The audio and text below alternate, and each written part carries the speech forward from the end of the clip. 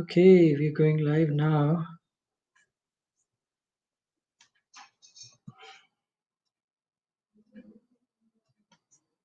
Let's wait for a couple minutes for this to go live and let's see what happens then.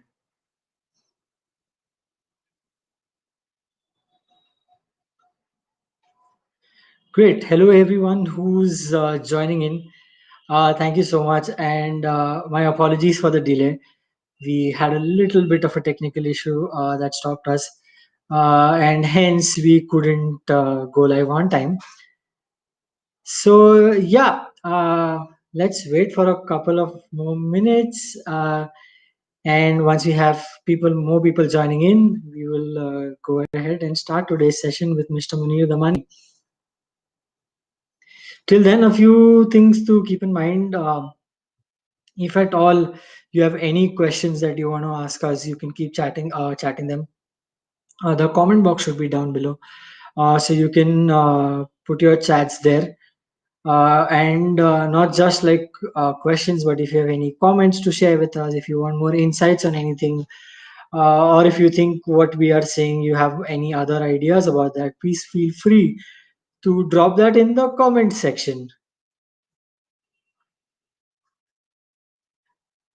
All right, I think people have now started joining in.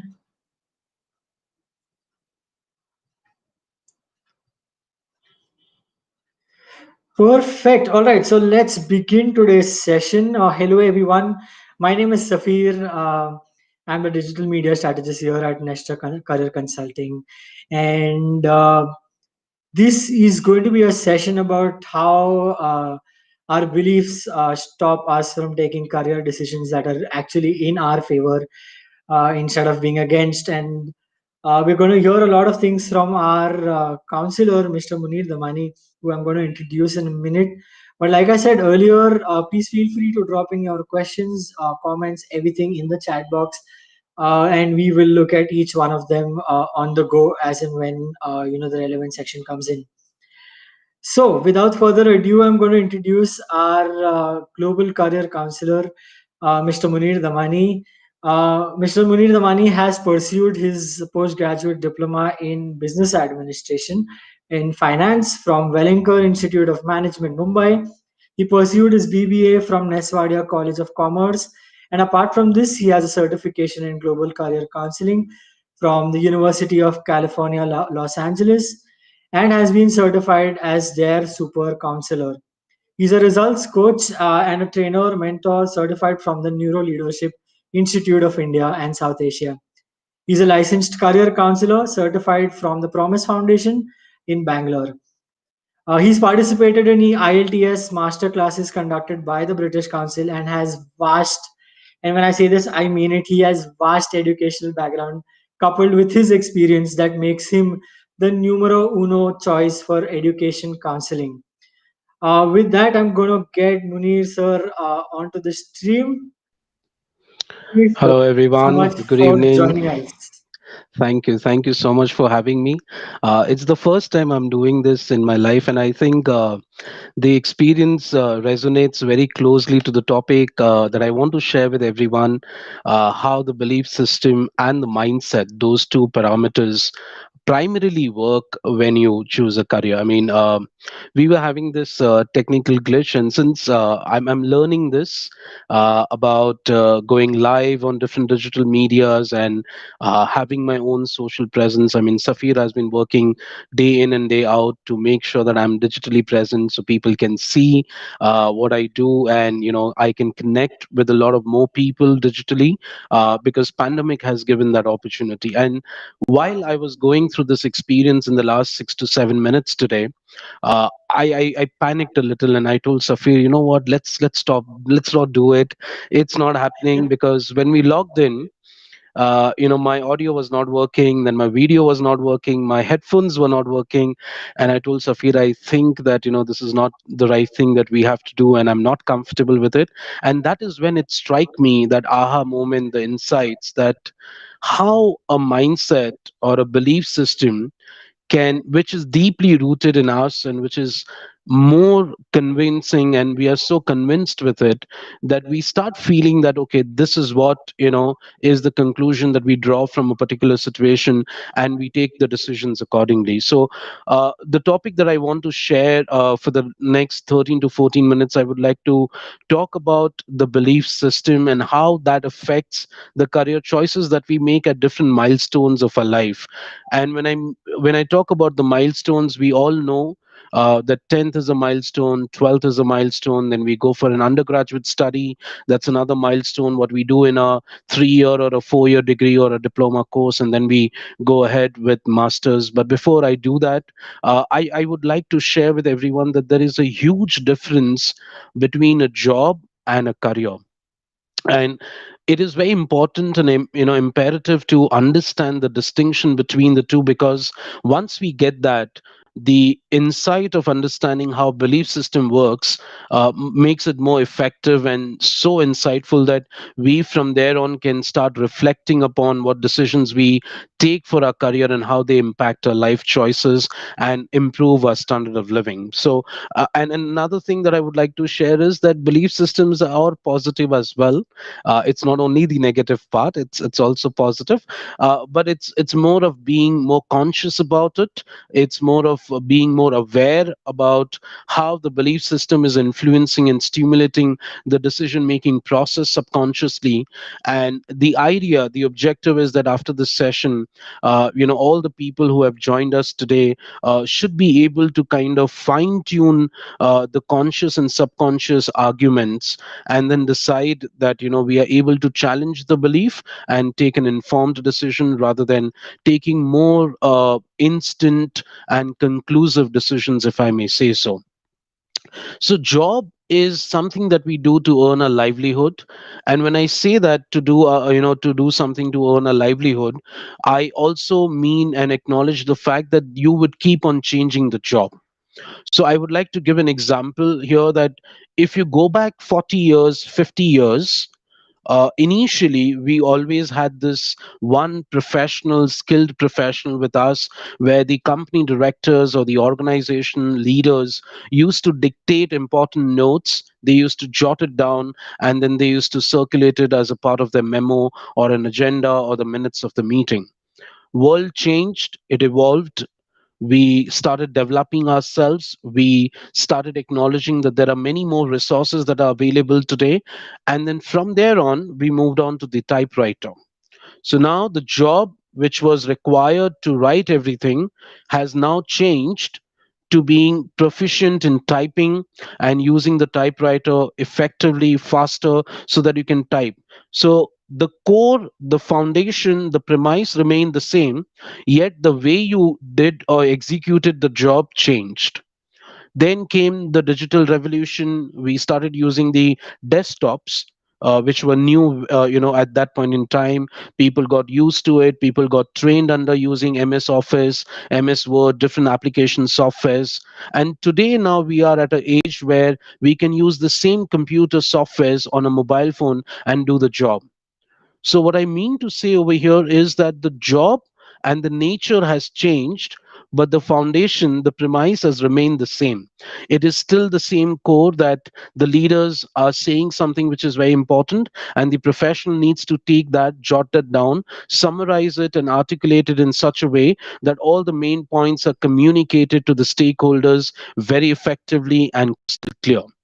So job will keep on changing, because over a period of time you would go from one company to another company, from one designation to another designation. But we also need to acknowledge the fact that the premise would remain same, and that would be your career. If we take any autobiography of the famous people that we know today who've made the world a better place and who've contributed to our development, to make our life more easy, to make our life more comfortable, you would see that they joined a lot of jobs over their journey, and at the end, they came up to a career which they said that, okay, this is what I want to do in my life, and this is how I want to make a difference in the world and contribute towards the success of the people and towards their own individual success. So, career to define would be a long term goal which is backed up with your education.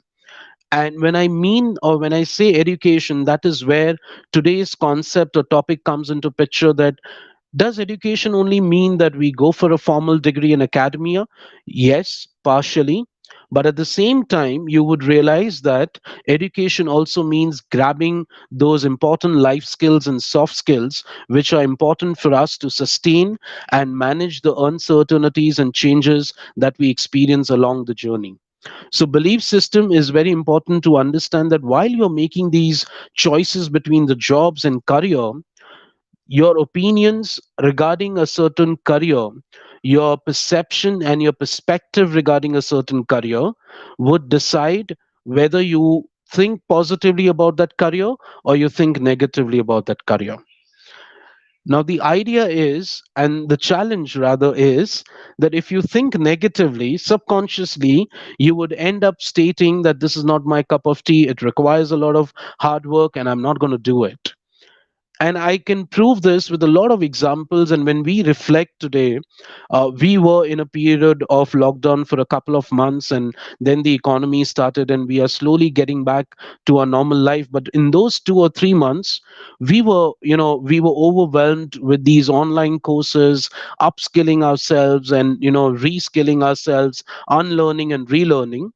And we all did that with wholeheartedly, full efforts. We used our time, we were online, we learned a lot of courses. The question is, if I did 10 courses, how many did I apply? How many times did I actually sat back and thought that if I have a choice of doing 10 courses, which is that one course that I really want to do, which I would use it? And I would implement that to take my career from a level to another level. So that is to say that where I am at the moment to where I want to. So in neuroscience, we say that you're deciding where you are and where you want to be. And you would have seen that because we've never had that discussion with ourselves consciously, we kept on collecting certificates, we kept on collecting honors and awards, and yet we are still there.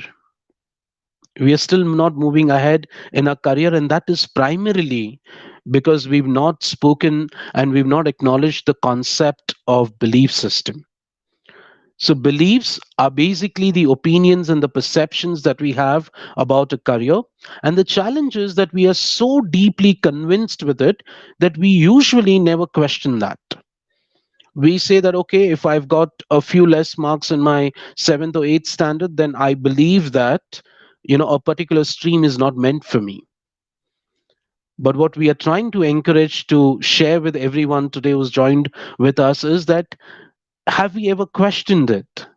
Have you ever said that what exactly stopped me for not scoring or grading the marks that I envisioned myself to score in a particular subject?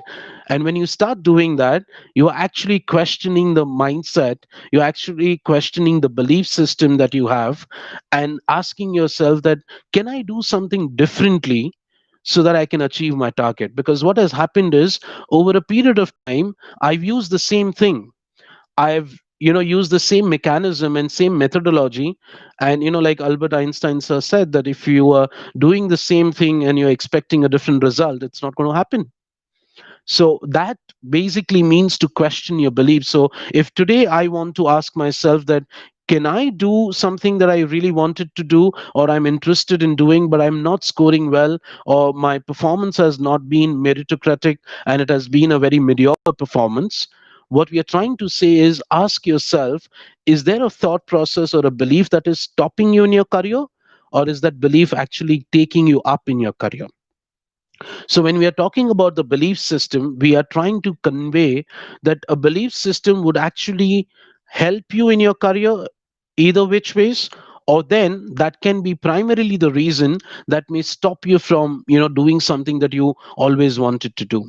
How is it possible that since the junior KG or nursery that we joined school, we loved maths? It was great. The tables, we still know: 2 twos are 4, 2 threes are 6, 2 fours are 8, 2 fives are 10, and so on and so forth. Suddenly, we come into 7th and 8th standard and we say, no, maths is not my cup of tea. Science is so tough, I don't understand. Now, the point is that we've said that too many times to ourselves, and we have accepted the conviction of that belief, that we have concluded that that particular field. I'm not saying that everybody should go to science, but what I'm trying to convey is that have we ever questioned it? Have we ever asked ourselves that is there anything that you can do differently so that you can achieve the success that you can? Now, when you start questioning your belief, when you start questioning your mindset, what's going to happen is you're going to shift from a fixed mindset to a growth mindset. As rightly said by David Rock in his book Quiet Leadership, or when we talk about, there's another beautiful book. I'm so sorry, I'm unable to recollect the name of the author, and he said that you come from a judgment mindset to a learner's mindset. And a learner's mindset or a growth mindset is, number one, you acknowledge that it's a difficult situation or it's a difficult decision that you have to make, number one, for your career. Number two, once you acknowledge that, you start asking open ended and positive questions and rationalize with yourself that is there an opportunity for you to do something differently so that you can achieve the result that you want to. Then, step three is that you do a SWOT analysis. You talk about the strengths, you talk about the opportunities that you have, and while you talk about your weakness, you term that as your area of improvement and see whether you can work that out. And then on those areas of improvement, we start setting up smaller goals, shorter goals, maybe of a week's duration, maybe a month's duration. We give ourselves that much of time. We keep reminding ourselves that that's the goal that I have to achieve. And then you would be amazed to see that you would have a very unbiased outlook towards every career that is presented in front of you. And what would happen because of that? When you have a very unbiased outlook towards a plethora of careers or career options that are decided or given in front of you, number one, you would not go behind the popularity of a career. Number two, and the most important thing, you will keep yourself as the center and take a decision. And you would not say that whether would this career give me money? Is this the best college? Can this college guarantee me that I should earn X amount of money? All those questions would not come.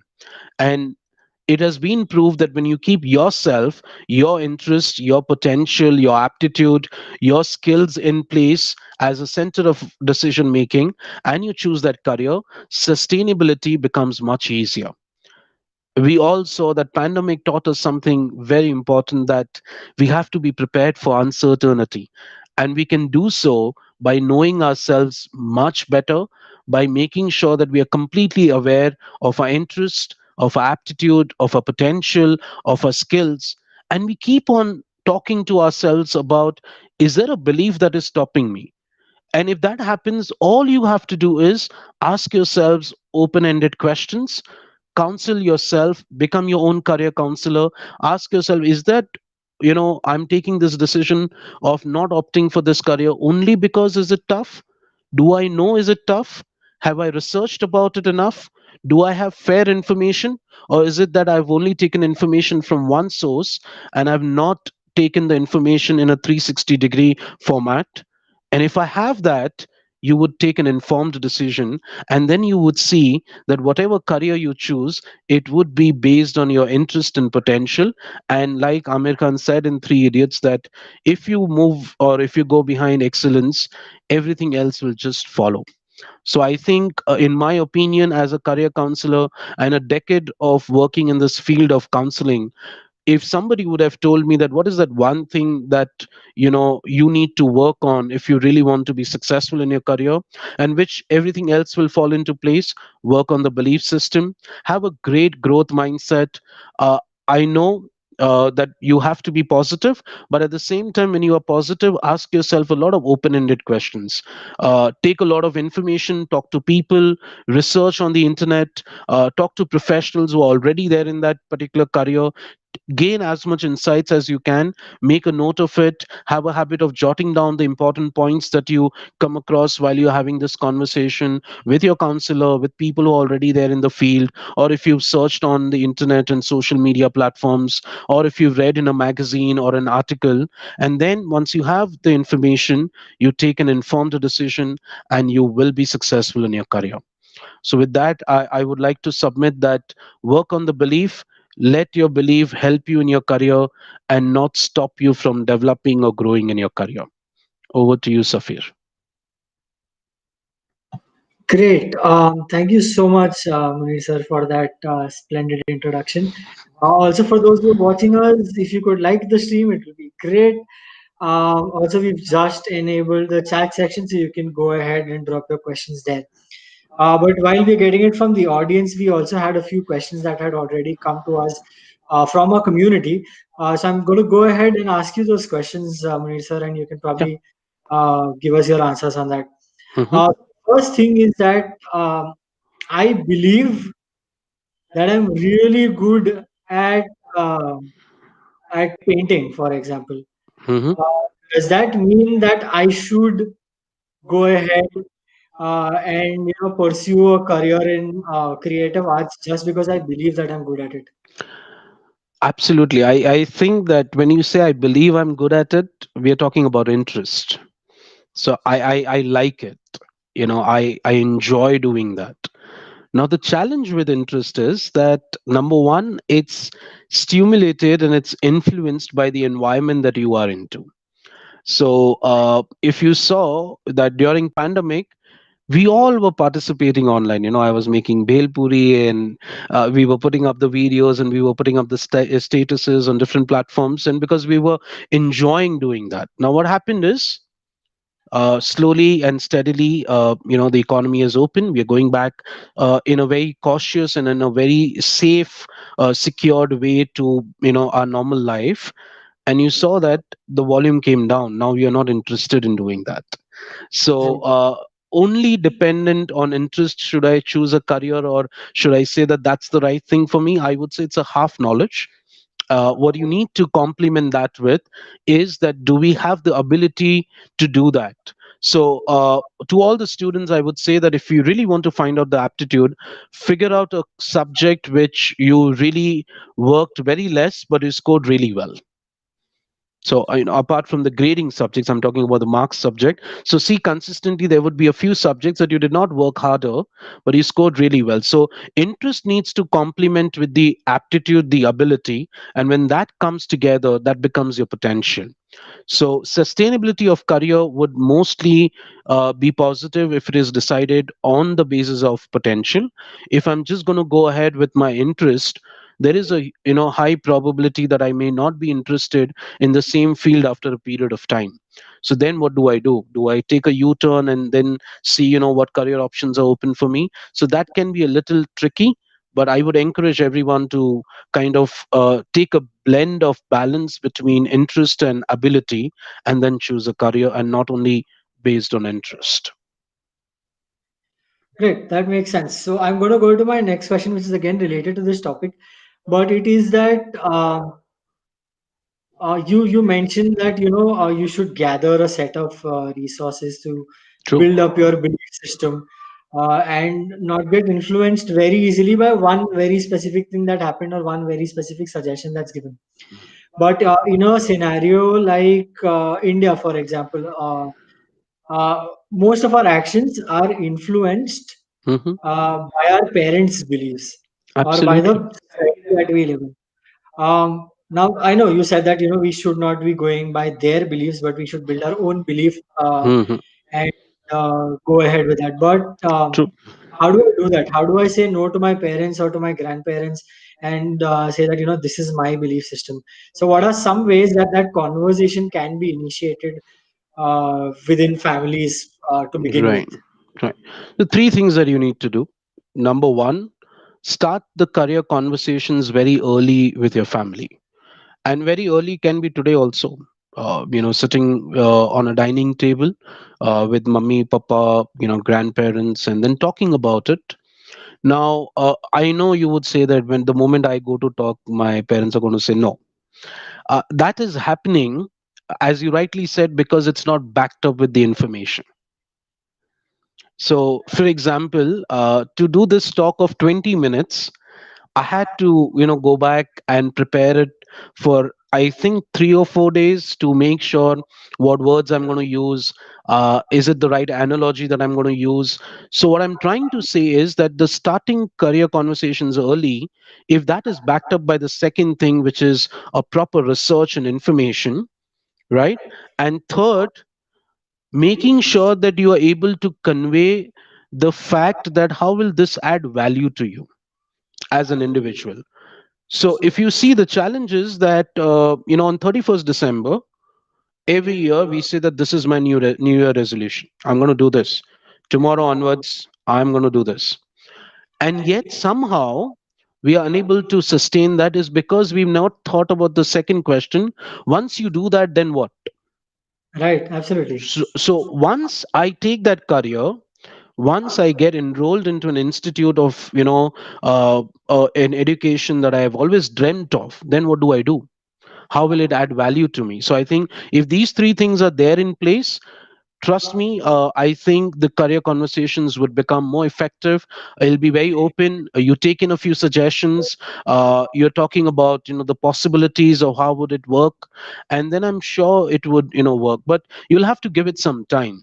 And they always say that when you want to pitch something, it needs to have homework, and we are very much used to these good habit of doing our homework well. I mean, in school also we used to do our homework. Right, So I think we just need to go back to that habit and tendency of making sure that we did our homework well. We presented. So because simple question, like for example, I want to become actor. right, All right. So the first question likely would be that why. So you go back to SWOT analysis. Have you done the strength analysis? Do you right, know about yourself? Do you know about your interests? Do you know about your aptitude? That's fine. Okay, once you become an actor, what are you going to do? How are you going to become an actor? So then my resource of information, this is the college, these are the courses, this is the entrance exam that I'm going to do, Papa, this is the cost that would happen. Okay, great, beta. Once you become an actor, what are you going to do? Then what will happen? So then, Papa, if I do this, this is how it will help. I can do drama, I can do theater, I can have my own drama institute in future. So now see, I'm giving you point on point answers, and I'm actually answering your question. I'm not kind of deviating from it into an argument. So then right, you see the conversation, you started nodding, ha ha, sahi bol raha hai, sahi bol raha hai, ha yahi main pooch raha tha. right, So now what's happening is I'm actually having a conversation with you, and I'm not right. having a debate with you. Absolutely. That Yeah. makes sense. That makes sense. Perfect. So, we don't have any questions in the chat, but I'm going to go ahead with another question from the Mm-hmm. community, which is that now that I've had this conversation at home, Mm-hmm. I have created my belief system. Mm-hmm. I have sort of, spoken it out with my parents, with everyone at home. And now that I know that, I want to do this, Mm-hmm. I completely believe that, my potential and my interest lie in True. this field. Uh, does that mean that now I am 100% set to success? Does that mean that now I'll give you an example, which is very relevant to this person who asked this question, is that if I really believe in designing, for example, Mm-hmm. does that mean, and like I've come up with the fact that I have that spatial skills, I have those analytical skills to True. kind of come up with those drafts and create good copies. Mm-hmm. Does that mean that content writing or content development, or Mm-hmm. because I said designing and graphic designing again also, is Mm-hmm. the field that I should choose, or should I then, after creating this belief system, work on more things before I go for the final choice? Right. So I think what we are looking over here is exploration. Absolutely. uh, if I share my journey, I started as an educator. I used to take home tuitions. I used to visit students' place and teach them, and from there on, I moved on to have my own institute, and then became a soft skills trainer, became a results coach, became a career counselor, became a career coach. What happened in this journey is I focused on exploration, and yet Right. I stuck to my potential, that okay, this is the field that is meant for me. So what I'm doing is I've realized two things. I have understood the principle of changing and unchanged. So the world of work outside is going to change. What's not going to change is my potential. So once I have known my potential, it's very easy to manage this then. So I can be a freelance content writer, and at the same time I may be someone who's working on sketching, who does a lot of graphics designing. So what I'm Right. doing is I'm exploring. So now I'm putting the second part, which is very crucial, is that I've understood the distinction between job and career. I'm doing a lot Right. of jobs, and after a period of time I would reach a stage where I would Mm. say this is my career. That makes sense. All right. I think since there are no more questions, if there are any closing comments from your side about beliefs uh, and how we can pursue our beliefs or build our beliefs rather in the times that we are living in today. True. I think today the most important thing is read a lot. Make sure that you're very conscious about, asking open-ended questions, ask the right questions, research a little bit, and it's more to do with working on it. A lot Right. of times, sometimes because we may not have that much of time, what we try to do is that we go the easy way. Acha, mil gaya na Exactly. yahan se information. Somebody has said I'm best at it, so done. What I would Right. encourage everyone to do is that a little bit of hard work, a little bit of research, working with a professional, a career counselor who can guide you well throughout. Not only one touch mentorship, but somebody who can be with you for a period of time, guide you in the right direction, and I think you would go best in it. Perfect. Thank you so much for those insights, Munir sir. This Thank was an you. interesting session.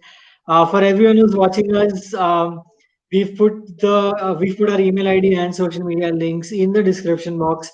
You can go ahead and contact us there. I'll also be putting the website link for Nesta Consulting in the description. For consultations and for any other questions, you can reach out to us there. And yeah, this is a very interesting session. Thank you so much for joining us. And we will see you soon with another video in this series. Thank you so much, everyone, and have a Thank great you. day ahead.